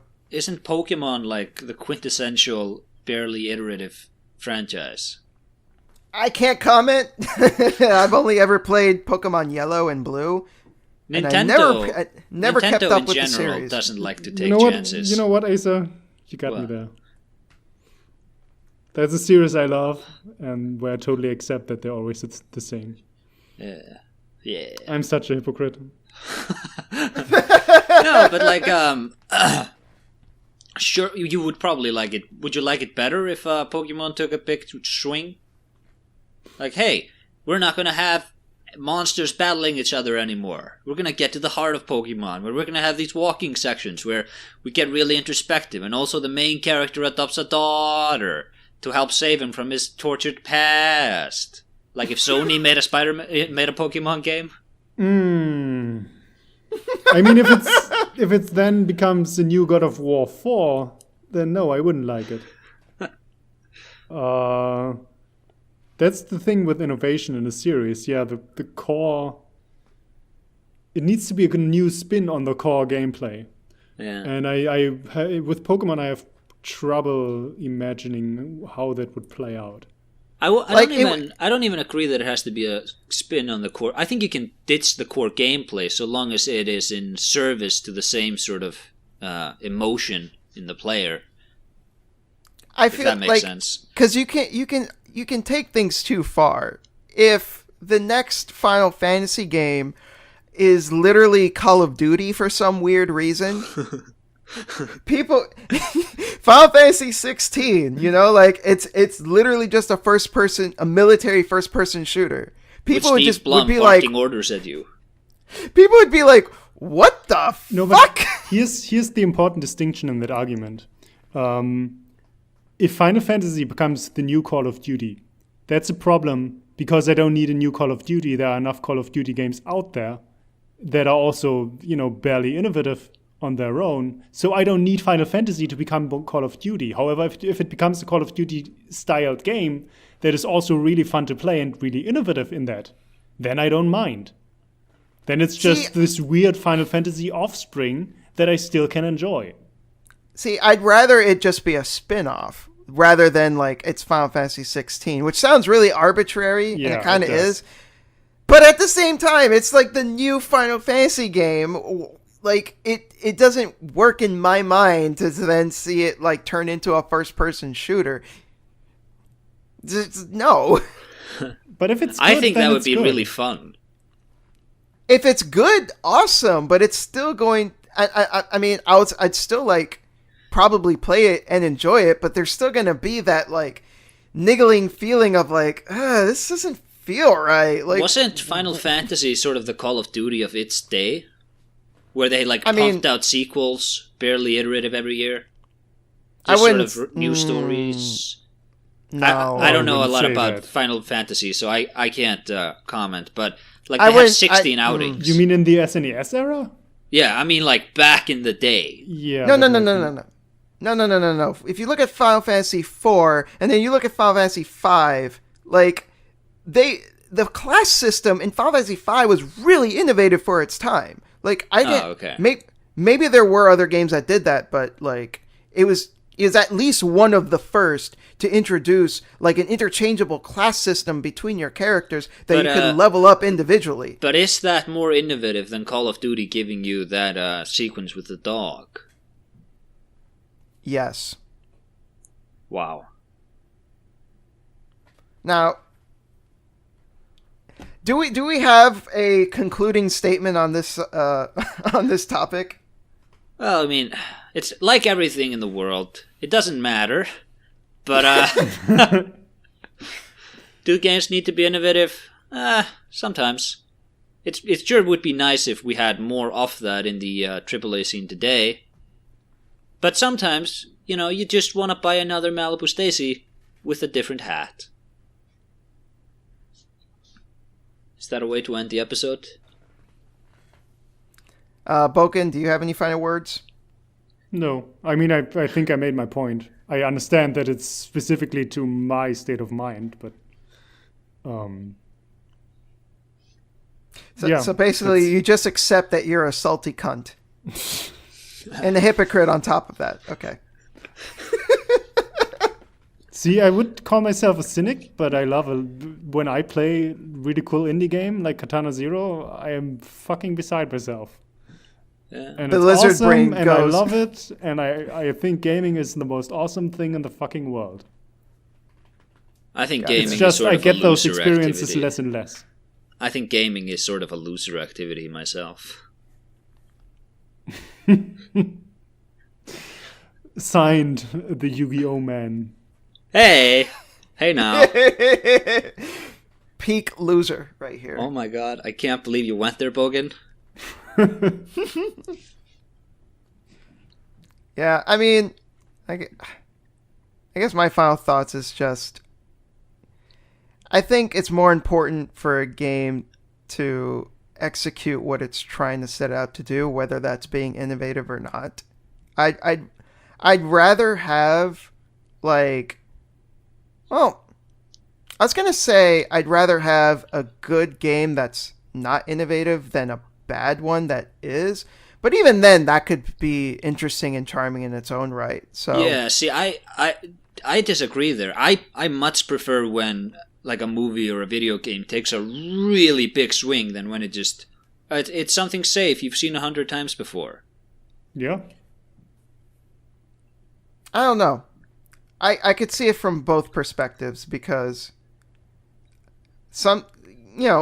sometimes, yeah, you can get something that's really innovative and just like a fantastic mess, and that can be really cool in its own right. But hey, I don't mind having a steak again. You know, like I don't mind, like, yeah, this is the same steak I've had a million times before. But Is it true good that too. is it true that people in America have their steaks well done with ketchup? I've read that. No. No, okay. Actually, now that I think about it, Boken, you're a vegetarian. I'm sorry for the steak analogy. It's He's okay. left. I I've apologize. shut down. He's I left did not the mean- podcast. I did not mean to be insensitive. You know, I'm not triggered by people eating meat. See, that was a lot more insensitive of you, Daniel. Although, To to go be like- fair, like, I try to not be militant about it, but every time people post their food on Twitter, and I see it's just another big heaping pile of meat, I die a little inside every time. Hey, at least I don't do that, okay? Yeah. Hey, did you like that picture of a goat's head I sent you?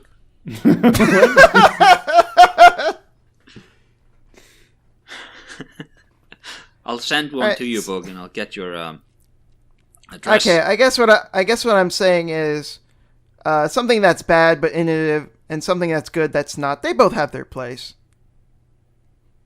And I guess that's where I'm going to stand. So, what are you guys working on? Acer, what's coming out for you? Still working on the Silent Hill 3 commentary.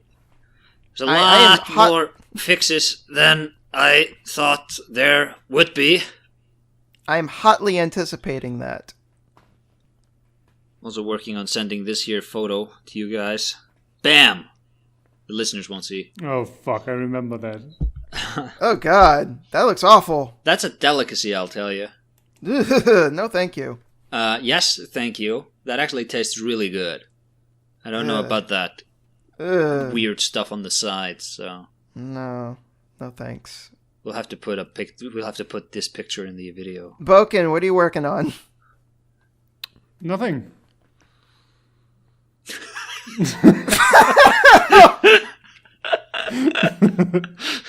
I'm still no further in my video than I was last time. I'm currently Okay. working on getting through Monster Hunter, so I'm gonna probably talk about it next time too. But then I realized the year is ending soon, and there's gonna be a bunch of Game of the Year talks, and I need to play a few games before I can listen to those talks, like specifically Outer Wilds. Are Uh, we gonna do a Game of the Year video? Podcast? I mean, probably, Maybe. but I have played so few games this year. That's an issue. Yeah. Okay. Well, so my school day script is finished. I have to do one final editing pass just to tighten up anything that needs tightening, but the bulk of it is done. It's currently sitting at 13,000 words. So this is going to be a pretty big fucking video. And I'm glad I'll never have to think about school days ever again afterwards. But I'm already thinking about what the next video will be once I've turned the script into a video. And I'm thinking it would be cool to talk about the style system from Devil May Cry. Not the style switching, but the ranking that you get in the corner of the screen. You know, the D rank or C rank as you're fighting. Awesome. Yeah, that. I think that system is way more integral to how you play than I think some people realize. I think it pushes the player to play better in like a really I think Devil May Cry does it better than any other series that I've seen. And I just want to talk about it. So that's probably going to be like, hopefully, a 10 to 15 minute video. Knowing me, I don't fucking know. It just might turn into a 40-minute video. This School Days video was only supposed to be like a 20-minute thing, and it's literally 4 times that now. So what the fuck ever. You guys should do what I plan to do after the Silent Hill commentary. Is like Matthew Matosis did, like the Essays crew did, like a mini essay video. You guys should do those too. I did. Yeah, but you should, like a complete one. The whole yeah, every the whole single thing. bit. Yeah, like do 10 different things. Why? I never understood that. It's just fun. Why don't you just release those as individual videos and, you know, make your channel make it seem a bit more active? Oh. Which is not a dig at you, but you get what I mean, right? Yeah, I get you. I have a bunch of uploads, one after the other. I think the problem also is that, like, at least with the Micro Essays mixtape, it was a collaboration between multiple different people to create this thing. Yeah. If you do it by yourself, then it's just basically Matthew's idea again. Yeah. At least we did a twist on it. Yeah, but like my Silent Hill 2 commentary was just a rip-off of his Dark Souls commentary. Oh, really? Yeah. I didn't realize. I said so in the beginning of the video. Huh. But I mean, it's you not don't like need. he was. I think we just established that you don't need to iterate or innovate. What is this? It's an homage, guys. It's not a rip-off. That's a different discussion. Now, I was thinking of doing like a this console in review, and then go over like, here are the big developments with these games. Like, these are the sort of big pillar games from this era that informed later generations, and here are some other interesting games which were sort of forgotten about, but would be interesting to see come again. I was thinking of doing something like that. That would be a bit of a different from him. Yeah, okay, cool. All right. Well, that's an episode, folks. I hope you enjoyed. This has been Daniel with Boken and Acer. Yes. Signing off. Bye. Bye.